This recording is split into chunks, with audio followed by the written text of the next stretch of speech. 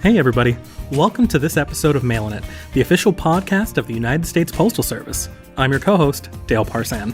And I'm Yasmin DeGiulio. We've got a great episode for you today. Our guest is Amity Kirby, Manager of Licensing here at USPS.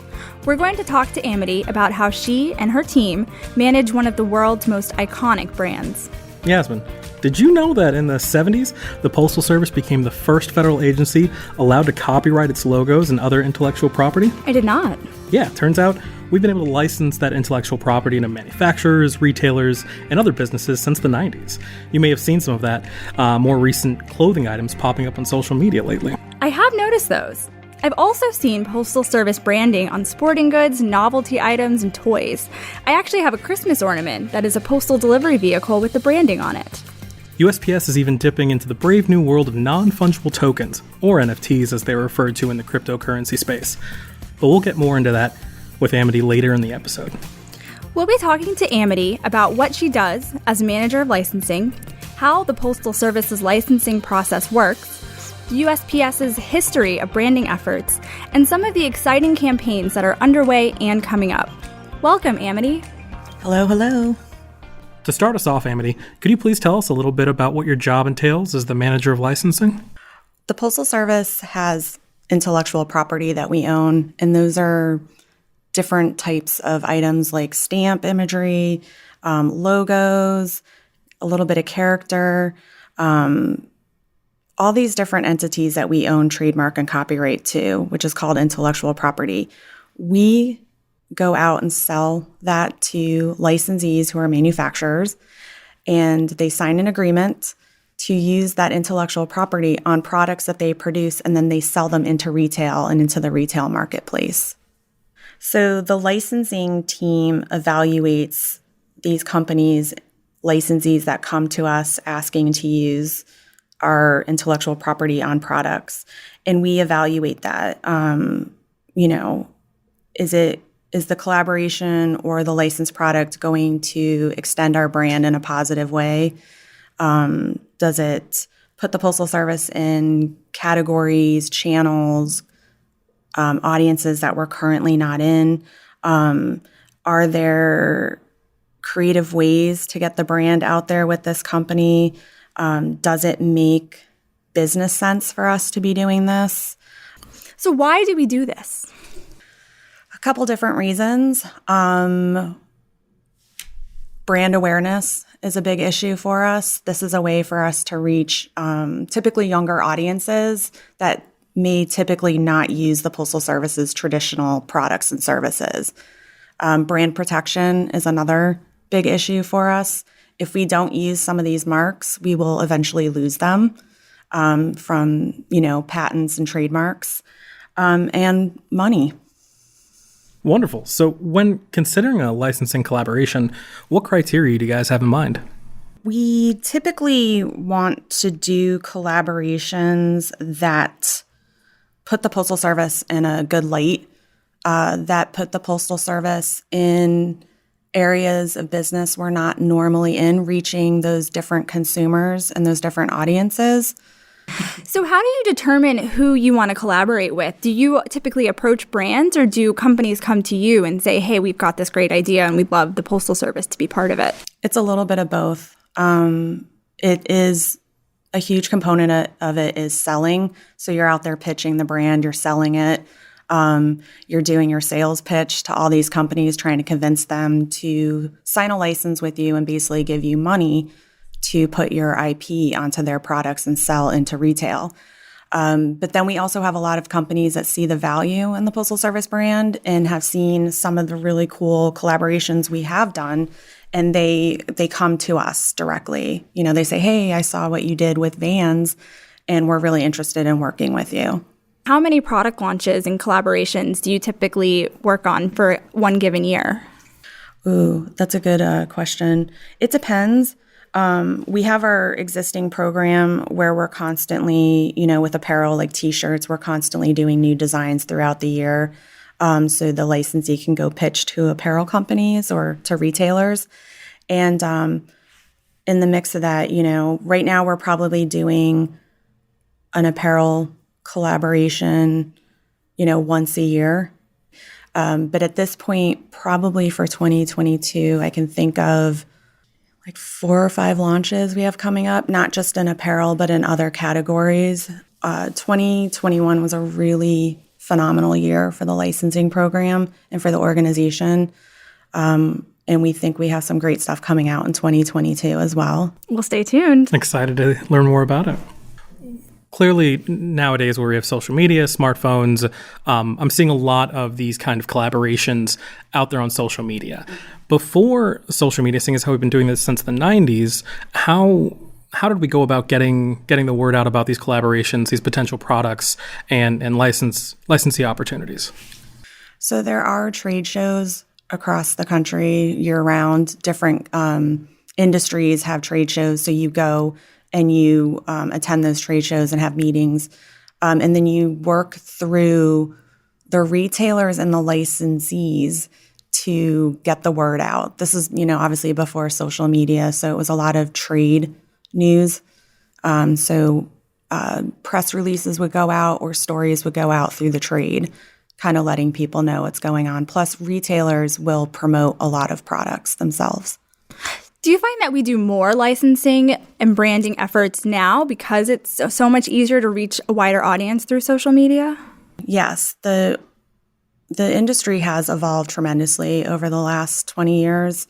Obviously, social media and the internet and everything else has given everybody a platform and an opportunity to expand.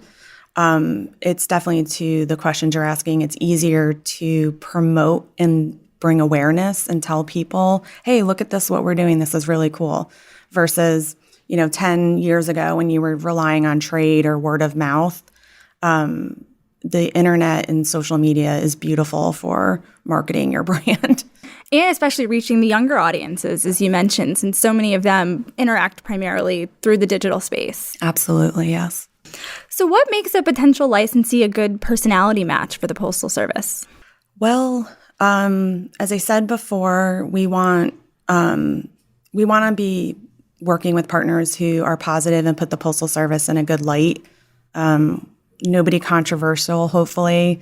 We try and stay away from political stances or causes, just given the nature of who we are. It's really about the brand. It's really about putting out our brand in new and different ways and surprising people.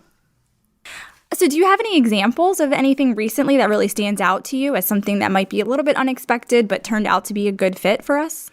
Absolutely. I'll start with the 2019 collaboration we did with Forever 21. That was something, as I said, that caught everybody completely off guard. I remember that. Yeah. I was shocked. Yeah. It was in a great way. It was so, like I said, unexpected, but it felt really fresh that you have this young hit brand working with the Postal Service. Absolutely. I'm not going to lie. It is a hard sell to sell a brand like this. If you're not, a character licensor, character and entertainment pretty much drives the licensing industry right now.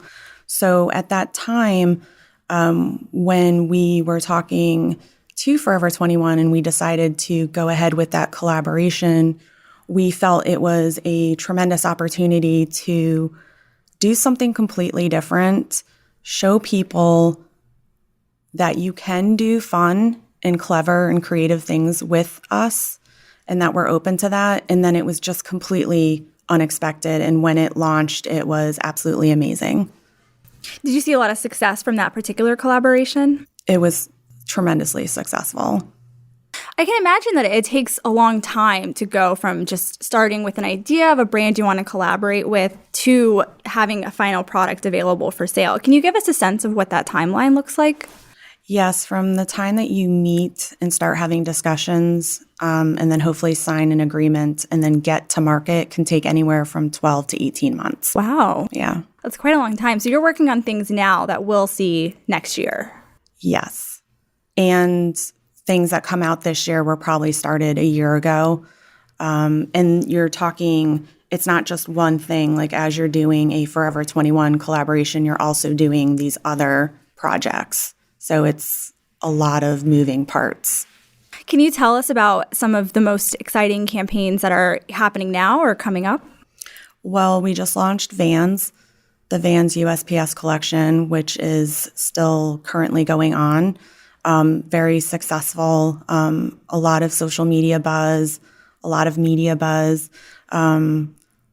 The high top sneaker sold out within hours on the first day. Dale, you missed your chance, I think. They've been replenishing. We were very lucky to get that collection out due to supply chain issues.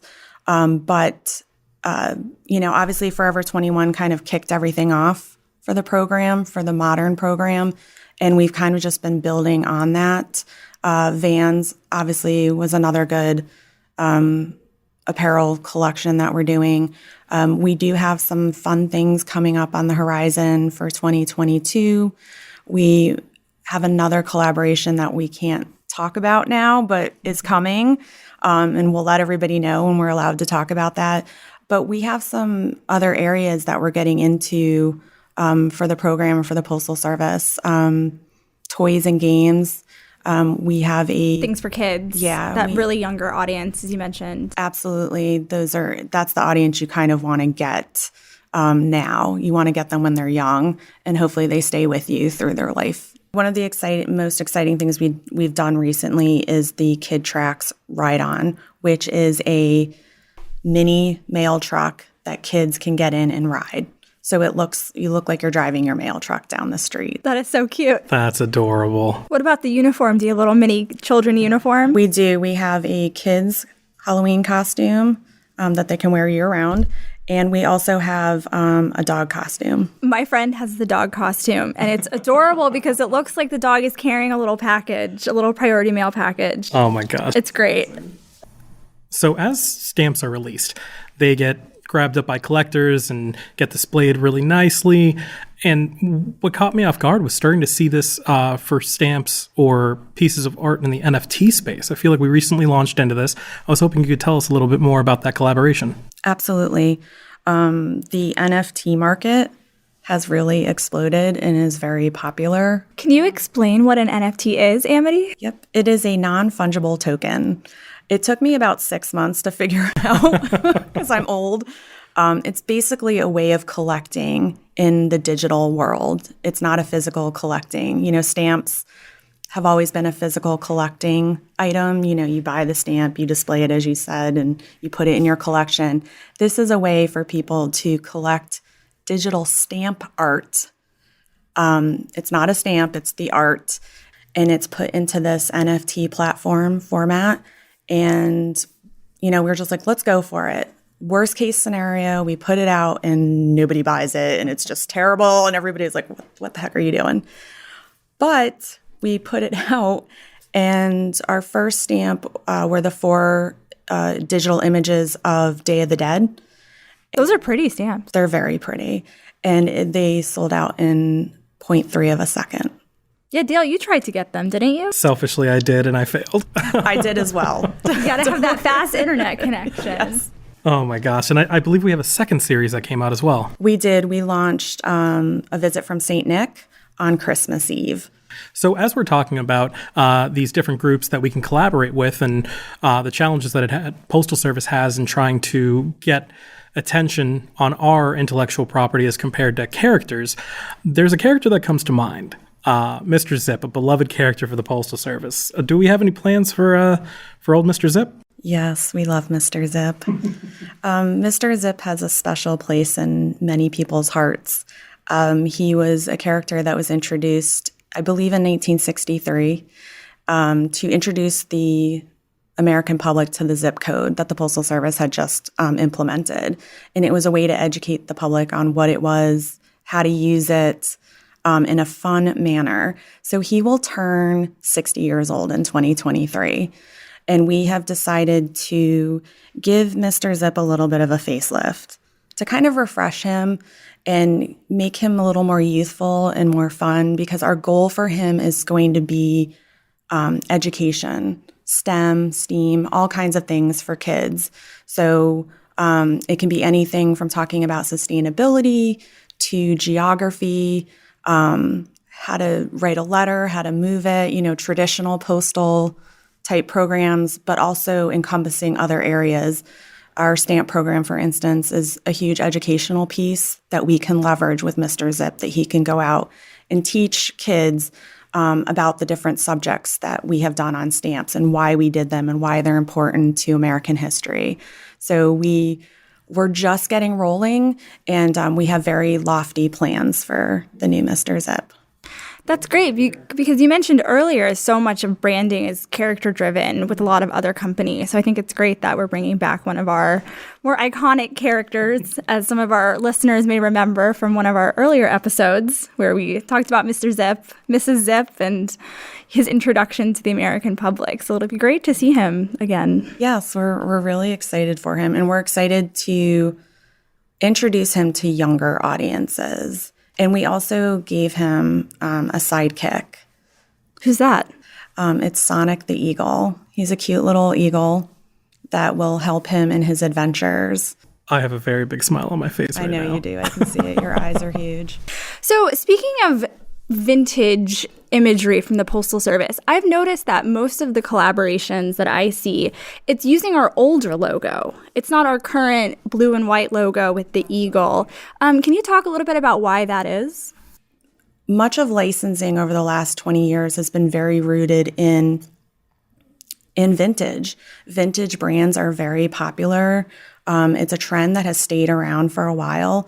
So that previous logo, the Lowy, which is the standing eagle, says U.S. Mail with the stars around it, that is a very popular logo. And we have a lot more leeway with that logo because it's not our official logo anymore. So we can distress him. We can do different elements of design with him. And people love that logo. They love the vintage.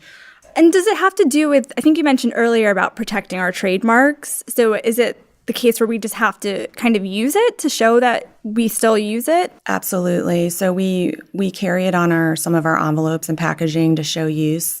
It's not our official logo anymore, but if we were to completely stop using it and it went dormant, there are copyright and trademark issues where somebody else could come in and take up that mark because they think it's dormant and hasn't been used.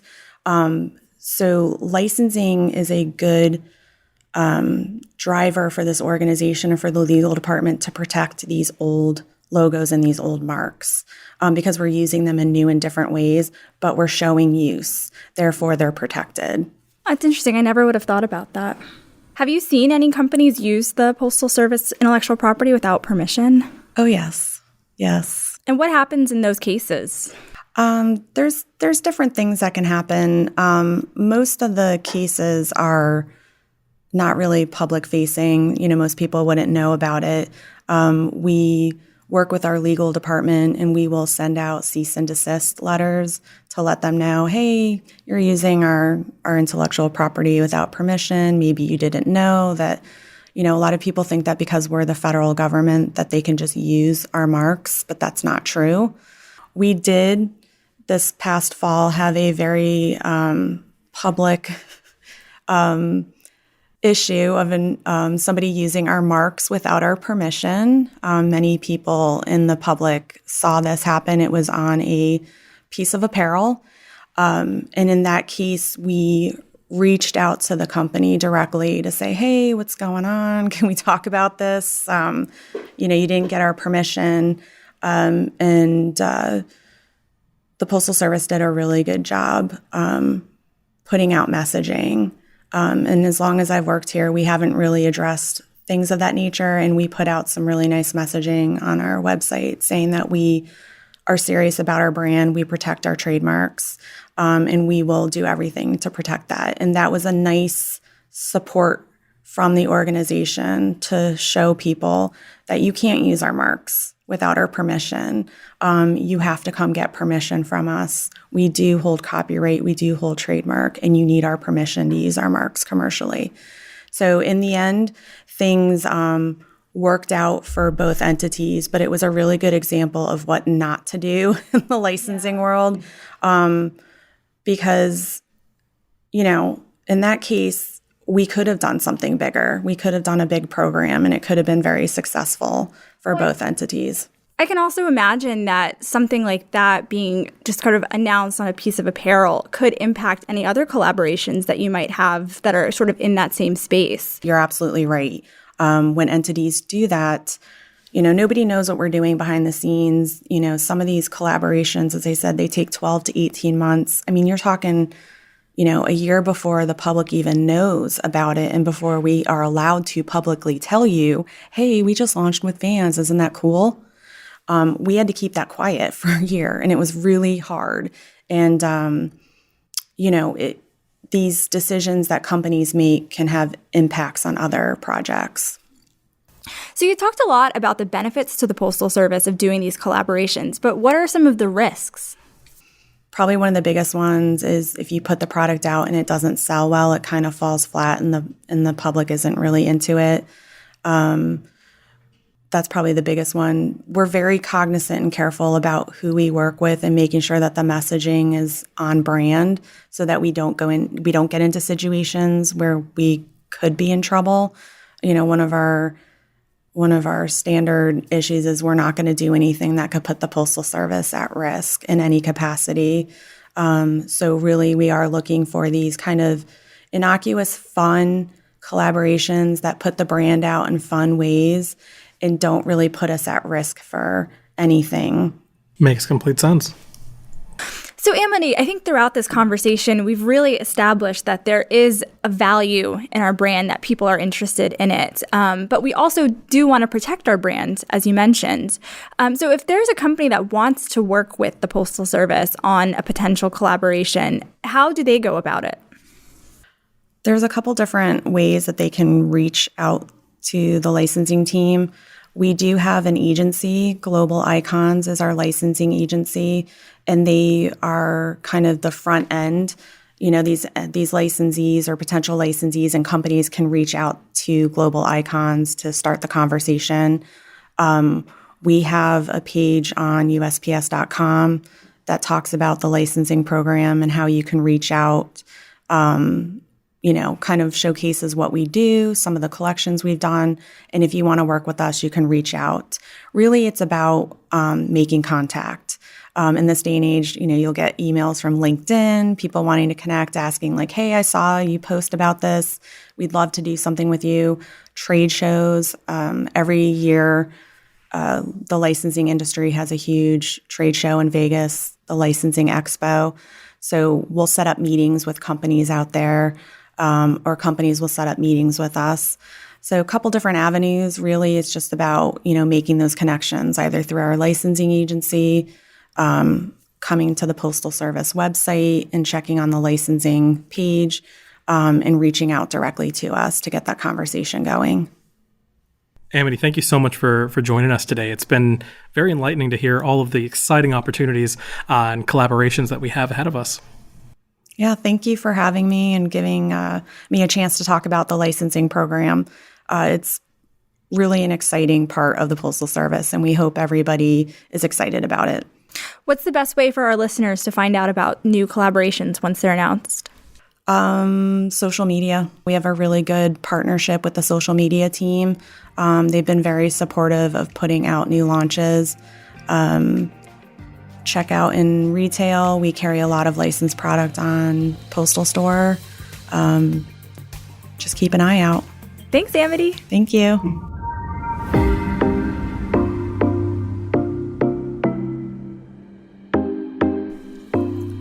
Okay, everyone, it's time for Did You Know? In this segment, Yasmin and I each share a fun historical or cultural fact about the Postal Service. As you know, it's a chance for us to shed some light on parts of the Postal Service and its history that most people have probably never heard of. Dale, why don't you go first this time? With pleasure. Yasmin, did you know that the Postal Service pays a contractor to deliver mail to passing ships on the Detroit River? Well, I know that legally the Postal Service must deliver mail to all Americans. That's right, and that includes Americans who spend months at a time aboard ships traveling the Great Lakes. The Postal Service meets our delivery commitment on the Detroit River using the J.W. Westcott II, America's only floating post office. The 45-foot boat has been delivering mail to boats and ships near the Ambassador Bridge in Detroit since 1949. How does that work? The JW Westcott II pulls alongside larger vessels, which lowers down a bucket on a rope. The crew then attach a bag of letters and packages to that rope that can be pulled back up. It's a process known as mail in the pail. The mailboat kind of looks like a tugboat, with thick tires hung from its sides to protect it when it makes contact with larger ships. That sounds dangerous. It can be. Unfortunately, in 2001, the boat capsized when it was caught in the wake of an oil tanker.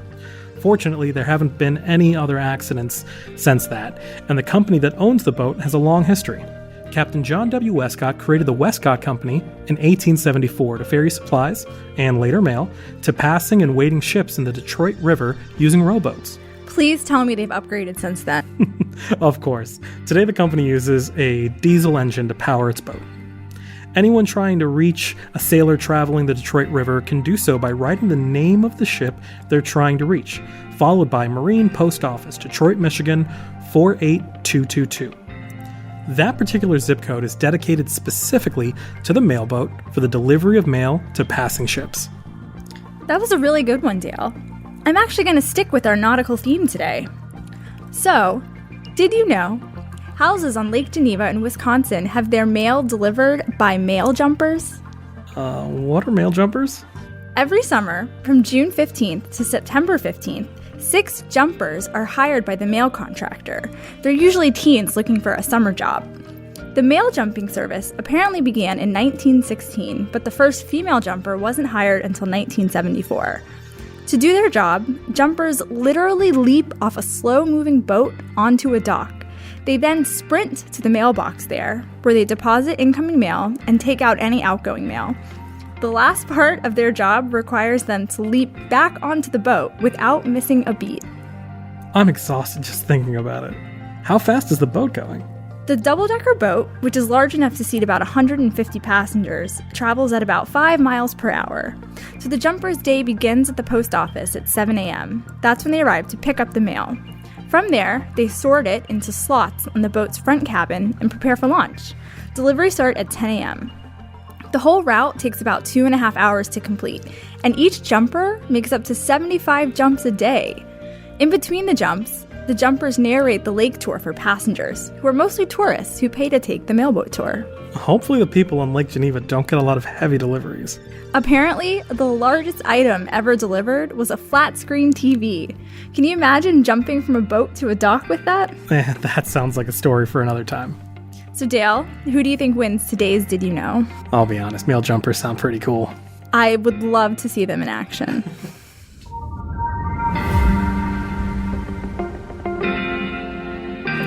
So Dale, what did you think about our conversation with Amity?